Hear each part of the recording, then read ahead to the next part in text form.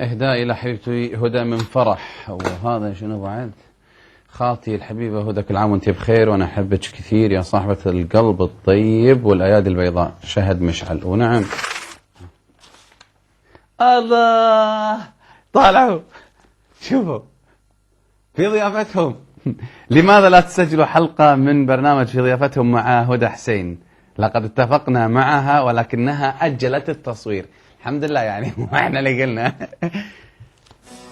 احنا في بيتها.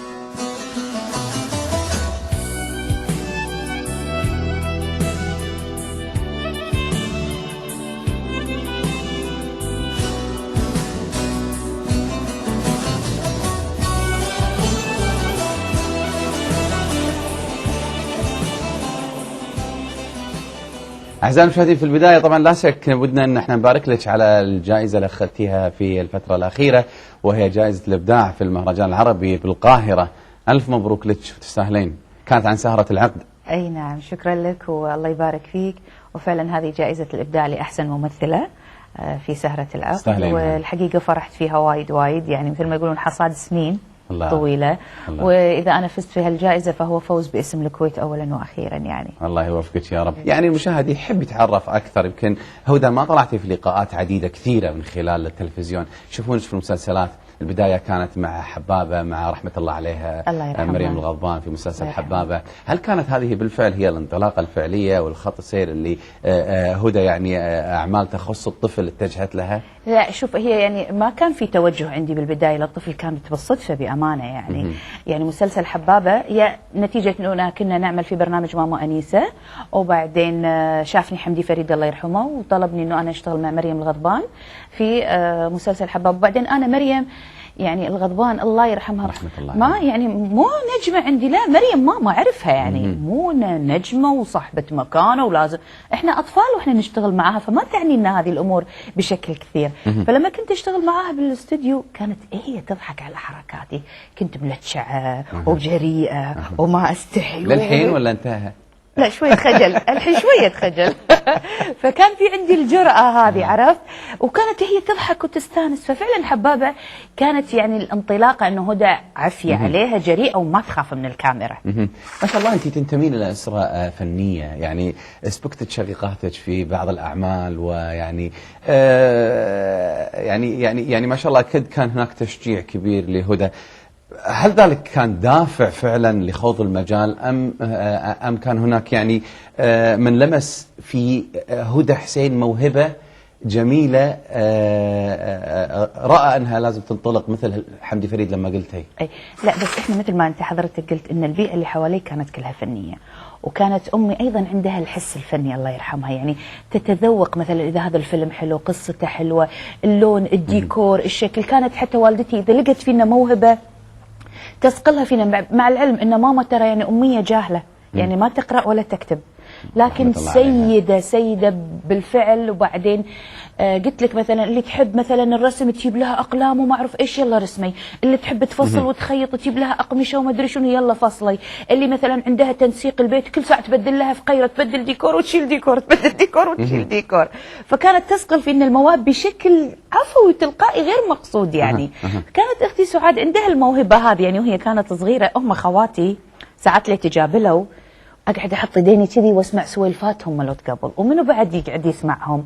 عيالهم ويستانسون. لا احنا خالاتهم تيمعنا ويقعدون معنا ويحطون يدينهم شي مثل اليهال، يرجعون اللي ينام على بطنه ويسوي كذي بريوله، ويقعدون يسمعون سوالفنا مالت قبل.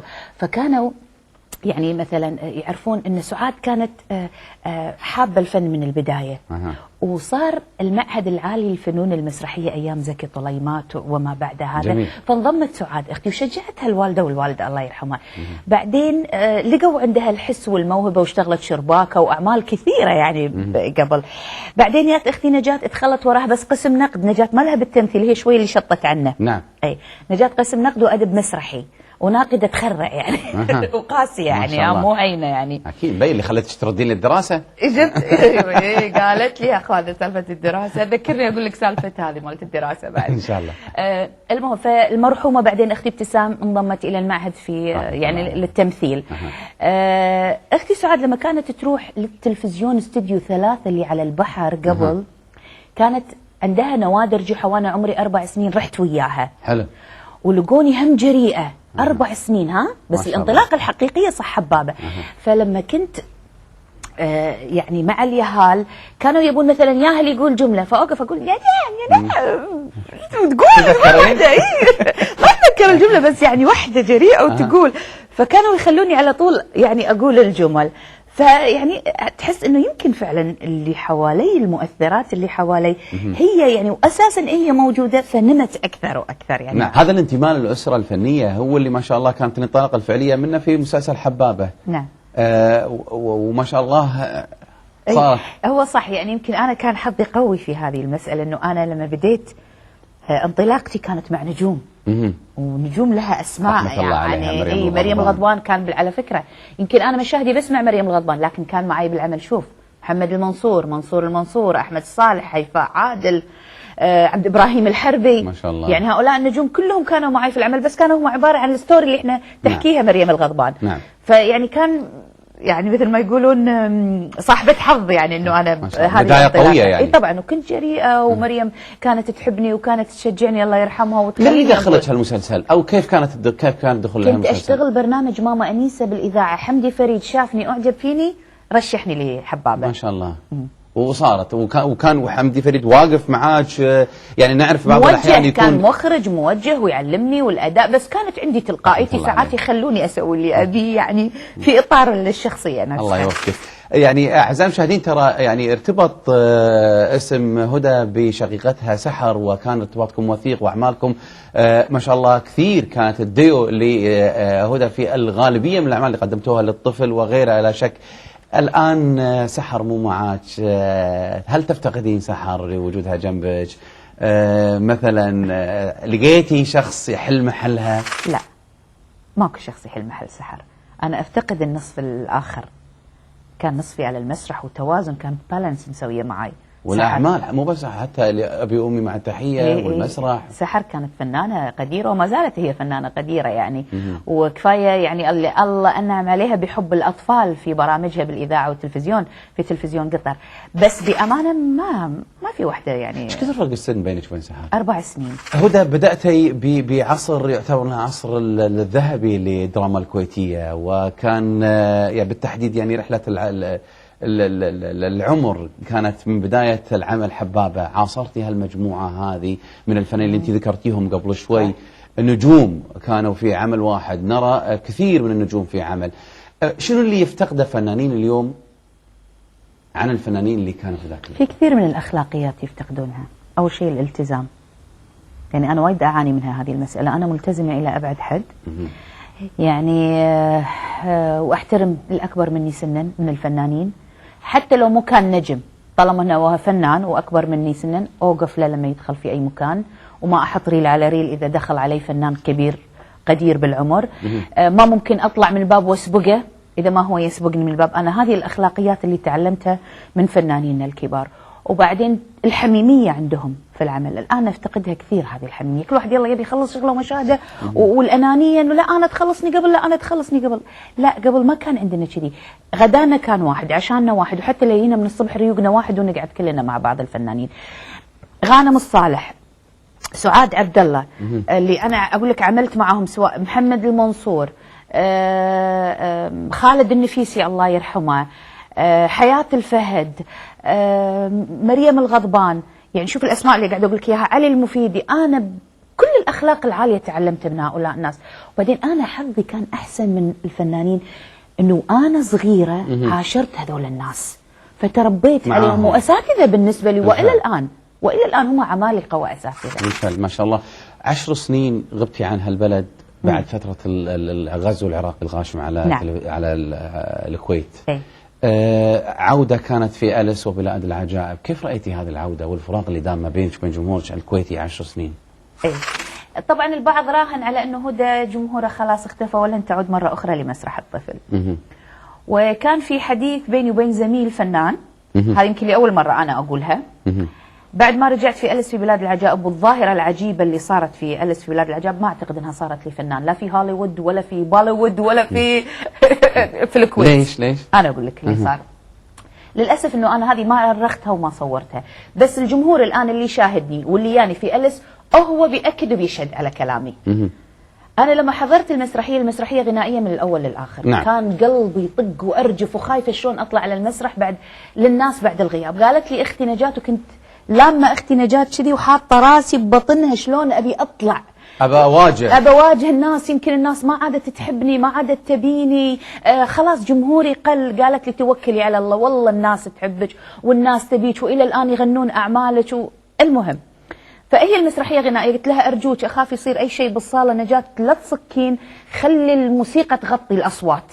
يعني نعم. عارفة يقول تحسبا لأي ظرف نعم. بالصالة. نعم.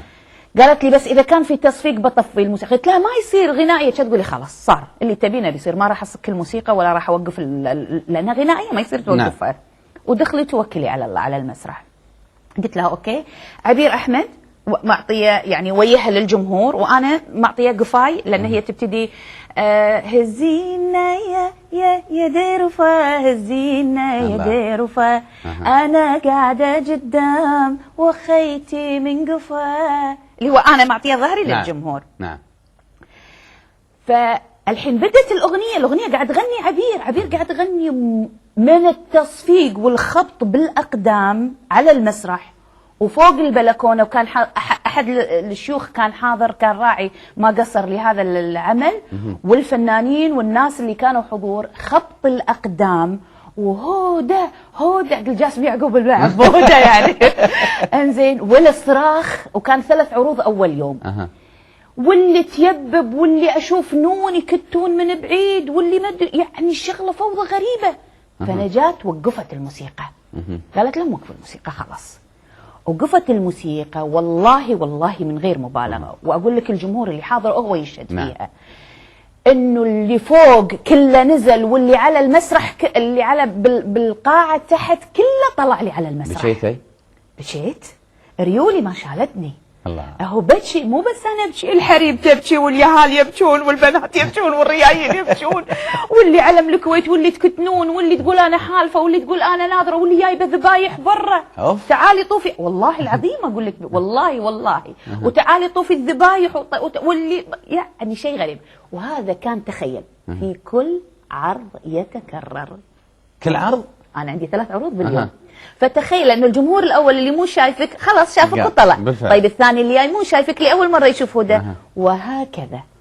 وهكذا تتكرر الامور، التصفيق والصراخ والهتاف والنون والذبايح. وماني قايلت لك ان وحده يعني الله يشافيها يمكن الحين بيبيها كبر، خلاص اليوم ولادتها، اليوم ولادتها يعني. وهم جايه بعد ما شاء الله. جايه طلعت من هذا راحت ولدت بالمستشفى.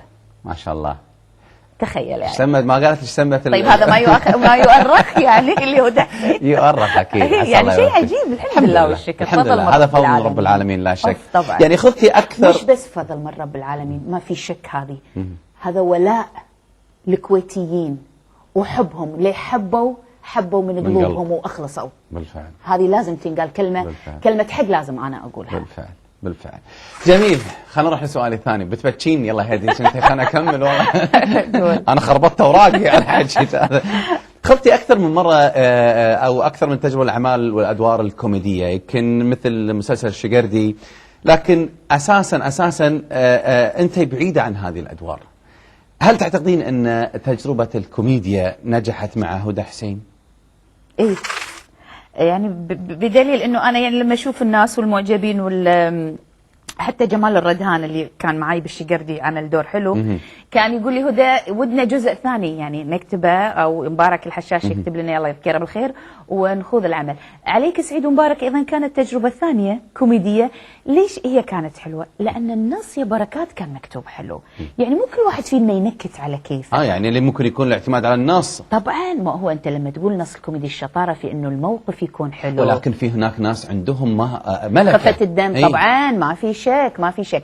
فما بالك إذا هذه الملكة ويساعدها نص يعني ومواقف محبوكة بشكل جيد. فلله الحمد تجربتين انبسطت فيهم وحلوين كانوا واستمتعت أنا فيهم. جميل. عسى الله يوفقك. يعني بس أتصور أنه الطفل ومسرح الطفل أقرب إلى قلب هدى حسين رغم هالمشوار الطويل كله. اي طبعا ما في شك يعني. وعلى فكرة ترى حب الطفل ينمو مع الإنسان.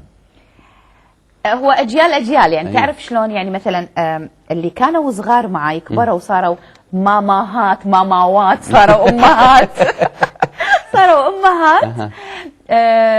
ربوا عيالهم، عرفت؟ نعم. ربوا عيالهم على حب هدى حسين. نعم. وما كنتي ممثله، كنتي ترغبين تصيرين مصممه ازياء، لك في الموضه، لك في الازياء، والدليل اللي يشوفه في لا لا لا لا، الازياء عند نجاة. انا ماني مصممه ازياء، انا بس يمكن ذوقي اختار حلو، بس اللي مصممه ازياء نجاة. انا يمكن كان ممكن اصير مدرسه. درست اطفال بعد. اي كان ممكن اصير مدرسه. هم انجليزي؟ ما ادري صدق، بس لا يعني احس انه كان انا ممكن اصير مدرسه، ومدرسه شاطره يعني اركز المعلومه في عقل الطفل بشكل جيد. طيب شو سر الحب للاطفال؟ هل لانك بداتي وانت طفله التمثيل، ولا فعلا الطفل له مكانه؟ لا انا اقول لك هو محبه الناس، وبعدين الادوار اللي كنت اقدمها كنت اقدمها بكل صدق بكل كيان. يعني اذا بتشيت تعيشين، واذا انطقيت واذا ركضت يعني بكل كياني، كل شيء فيني صادق. ما في حد ما يحب الاطفال يعني. تشد اللي يقول لك لا والله انا ما احب اليهال وما اوكي، البعض يقول لك ما احب لويتهم، كلنا ساعات الواحد اللويه ما لويه، بس لما تشوف طفل ويقبل عليك وضحكته ويحبك أكيد. ويعرفك ويأشر عليك وهو يركض لك ويقول لك يا ماما. يا حلوها كلمه ماما يعني. في احلى كلمه ماما. وزين، وليش ما شفنا ماما صغير؟ يعني ما شاء الله عليك، انت من مواليد 20/8 واصفار، وانا بنقول مو اصفار الارقام، اصفار يعني نقط نقط نقط. وشخصيتك قويه، ومن مواليد برج الاسد، ومواليد هالبرج يعني شخصياتك تكون قويه وما شاء الله عليها. عصبيين شويه يقولون، لكن بس ترى مش قوي، مو قوي برج الاسد، مو دائما عاطفيا مو قوي، بس شخصيته قويه. لا مش قوي يعني. ممكن تهزه برج الاسد في كلمه وشيء، ممكن ينهز من كثر ما هو حساس مرهف من داخل يعني. عرفت؟ طيب ليش ما شفنا؟ ماكو نصيب يعني. ما يا الرجال وطق الباب وقال هدى انا ابيك زوجه. لما يجي يعني كله بإرادة رب العالمين. ليه صار؟ الله كريم إن شاء الله. الله كريم، عسى الله يرزقك بولد الحلال. الله يسلمك يا بركات. يعني الأمانة هدى، الإنسان دائما في حياته طموحات، والطموحات تصل في بعض الأحيان إلى هالكلمة اللي ممكن الإنسان يلقاها، اللي هي كلمة ماما أو الأسرة حد. أكيد. بس أنا أتصور ما شاء الله الأطفال اللي حوالينك من عيال إخوانك وعيال خواتك. هم عيالي كلهم، هم عيالي. وعيال سحر بالذات. على فكرة ودنا نكلمها، إيش رايك؟ سحر كيفك يعني؟ انت حاولي وندق عليها تليفون كذي ونشوف اذا تلاقينها. ها انت اسال وعلى ما ادق لك على سحور. انا بسالك كثير من الفنانين اسمعهم يقولوا لك الفن ما يوكل خبز، الفن ما يوكل لا من يقول لا يوكل خبز ويلبس احلى الملابس وتركب احلى السيارات وتسافر احلى السفريات. مو صحيح. ولا كان الناس قعدت في بيوت ايش حق يمثلون يعني ما شاء الله البيت الحلو والجميل هذا كان كان حصاد مجهودي وفني وسنين 30 سنه فن اشتريت هذا البيت. عسى الله يبارك لك فيه. ترى ما نقول لا يا حبيبي، لا بالعكس. سمعونا عسى الله يبارك لك. خلونا حتى لو تسولفوا اقول بس ذكروا الله كلكم. لا اله الا الله، الف من ذكر ان شاء الله. لا بالعكس يعني. شوف اللي يتعب يلقى، واللي يجتهد يحصد بالاخير. حققتي اغلب الاشياء اللي انت تبينها من خلال هالمشوار، من خلال المردود اللي انت قلتي كونتي هالبيت ما شاء الله. العفو، بس سحر معي. الو سحوره، انت وينك فيه؟ جميل. انزين حبيبتي، بس لانه الحين انا على الهواء وراح افتح التليفون بس بيسمعون صوتك بكلمتين. مع انا في برنامج ضيافتكم مع الاستاذ بركات لوقيان. اوكي يلا راح افتح السبيكر. ها سحر مساء الخير. لا هذا بركات يسلم عليك. لحظه حبيبتي. حنا سبيكر. اي سحوره بركات وياك. سحر مساء الخير. سحر هلا مساء الورد. شلونك اختي؟ شلون صحتك؟ يسلمك يا رب يخليك بعد عمرك. انت دائما مبدعه انت وهدى ما شاء الله، ثنائي جميل. يطول لي عمرك حبيبي، تسلم لي. الله يسلم عمرك. نشوفك بطلاتك الجميله، وتوني كنت ادردش مع هدى عنك واقول لها النصف الاخر من هدى سحر حسين بغت تبكي على فكره. شلون؟ بغت تبكي. ترى ما اسمعك عدل. شلون؟ اقول لك بغت تبكي لما قلت لها عنك.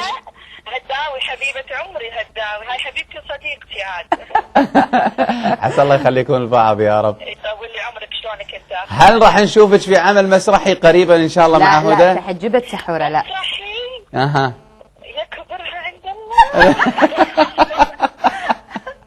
لا هي تحجبت سحر. زين تلفزيوني مو مسرحي حتى لو تحجبت. لا هي تفضل برامج بس الاذاعه والتلفزيون. تقول لا تعور قلبي. شوفي تحن عشان العمل والشغل ويا اختها يعني. سحر احنا شاكرين لك جدا يعني امانه على فيصل هالاتصال. ام هذه. فيصل عسى الله يخلي لك فيصل ويبلغنا بعيال هدى ان شاء الله. الله يسلمك يا رب. يسمع منك ان شاء الله يا ربي. ان شاء الله تفضلي. شكرا لك. اوكي سحوره، ميرسي حياتي، باي. ثانكس باي باي باي باي. الله جميل. انت شكلك معارضه رجوعها لك على المسرح او اي الحمد لله سحوره يعني افضل، هي من نوع البيتوتيه سحوره وايد، وعندها عيالها بالدنيا كلها، فانا الحقيقه بعد ما الله هداها وتحجبت كذي حلو خلاص كفايه عليها التلفزيون برامج الاطفال والاذاعه، وتهتم ببيتها وزوجها اولى بصراحه. سندريلا مسرح الطفل، عصفوره الفن الخليجي، الكثير من الالقاب انطلقت عليك، شنو وقع هذه الالقاب اللي تنطلق عليك؟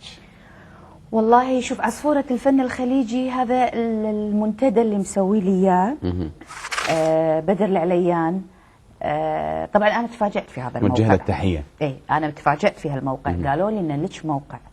شنو الموقع؟ انا ما سويت موقع ولا لي يعني علاقه بالكمبيوتر.